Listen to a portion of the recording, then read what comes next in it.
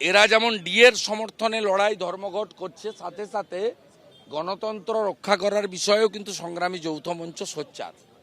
যেহেতু এবারের লোকসভা নির্বাচন ভারতের ইলেকশন কমিশন অফ ইন্ডিয়া করবে সম্পূর্ণ কেন্দ্রীয় বাহিনীর নিরাপত্তার মোড়কে, তাই ইনাদের যে বাস্তব অভিজ্ঞতা আছে পশ্চিমবঙ্গের ক্ষেত্রে, কারণ এই রকম ভোট চুরি পশ্চিমবঙ্গ ছাড়া অন্য কোথাও হয় না। নির্বাচনের দিন, নির্বাচন চলাকালীন এবং গণনার পরবর্তী সময় পশ্চিমবঙ্গে যে রক্তের হোলি খেলা হয় এটা ভারতবর্ষের কোথাও হয় না। 2021 সালের পরে উত্তরপ্রদেশ থেকে লাস্ট রাজস্থান, ছত্তিশগড়, মিজোরাম, তেলেঙ্গানায় ভোট হয়েছে। কোথাও এ দল এসছে, ও দল গেছে, কোনো দল থেকে গেছে, কোথাও কিন্তু no casualty, not a single case. কিন্তু পশ্চিমবঙ্গের ক্ষেত্রে আমরা ভয়াবহ অবস্থা দেখেছি, এমনকি পঞ্চায়েতে 55 জনকে খুন হতে হয়েছে। 1 কোটি গ্রামের মানুষ ভোটাধিকার থেকে বঞ্চিত হয়েছেন। এবারেও 15,000 আসন বিনা প্রতিদ্বন্দ্বিতায় জিতেছে এবং প্রায় 20টার বেশি গণনা কেন্দ্রে গণনা কর্মী, গণনার থাকা বিরোধী দলের এজেন্ট প্রার্থীদের ঢুকতে দেওয়া হয়নি।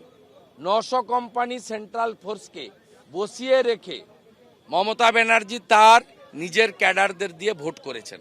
তাই ডিএ আন্দোলন, শূন্য পদে নিয়োগ আন্দোলন, প্রমোশনের ইত্যাদি দায়ে সরকারি কর্মচারী স্থায়ীকরণের আন্দোলন, তার সাথে সাথে গণতন্ত্র রক্ষা করার লড়াইতে এই স্টেক হোল্ডার কর্মচারী, শিক্ষকদের, শিক্ষাকর্মীদের তাদেরকেও এগিয়ে আসা উচিত। এজন্য আমি ইসিআইর কাছে তাদের দাবি, যেহেতু ফুল বেঞ্চ রাজ্যে আছে, তুলে ধরার জন্য প্রস্তাব রেখেছি।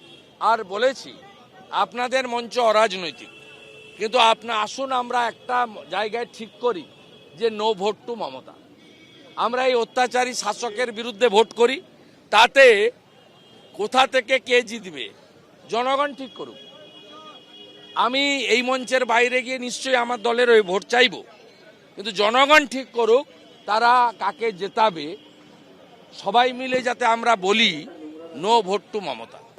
ভারতীয় জনতা পার্টির সমস্ত প্রার্থী নির্বাচিত হোক, আমি চাইব, কারণ মোদিজি সরকার করবে সবাই জানে। এবং লোকসভা নির্বাচনে এই রাজ্যের তৃণমূলের কোনো ভূমিকা নেই। 543টা কেন্দ্রে ভোট হচ্ছে, তৃণমূল খুব চেষ্টা করলেও 22-44টার বাইরে প্রার্থী দিতে পারবে না। In question of parliament election Trinamool Congress হচ্ছে একটা অপ্রাসঙ্গিক একটা আবর্জনা, যাকে ডাস্টবিনে ফেলে দেয় ভালো। এটা নির্বাচন হচ্ছে দেশের নির্বাচন, প্রধানমন্ত্রী তৈরির নির্বাচন। এখানে আমি চাইব, নরেন্দ্র মোদী তো প্রধানমন্ত্রী হবেন সবাই জেনে গেছে, তা প্রধানমন্ত্রীর পক্ষের সাংসদদের পাঠালেই তার এলাকার জনগণের ভবিষ্যৎ, বর্তমান দুটোই সুরক্ষিত থাকবে। এটা 1 নম্বর। আর দ্বিতীয় কথা হচ্ছে যে যদি সৌমেন্দু অধিকারীর ক্ষেত্রেই বলেন, তিনি যেমন পারিবারিক সূত্রে আমার ছোট ভাই, সাথে সাথে তিনি একজন ভারতীয় জনতা পার্টির কার্যকর্তা এবং উনি started his journey as a কলেজের সিআর, ক্লাস রিপ্রেজেন্টেটিভ, এবং তিনি 2021-এর 1 জানুয়ারি তার সমস্ত পদ থেকে রিজাইন করে চেয়ারম্যান, কাউন্সিলর ইত্যাদি থেকে তিনি ভারতীয় জনতা পার্টিতে কাজ করছেন গত প্রায় 2.5 বছরের সময়কালের বেশি সময় ধরে, এবং তিনি বর্তমান ভারতীয় জনতা পার্টির কাঁথি সাংগঠনিক জেলার একজন সাধারণ সম্পাদক। তাই দল মনে করেছে, তাই তাকে দিয়েছে। আমার অনুজ ভাতা হিসেবে তিনি টিকিট পাননি, এটা ক্লিয়ার করি।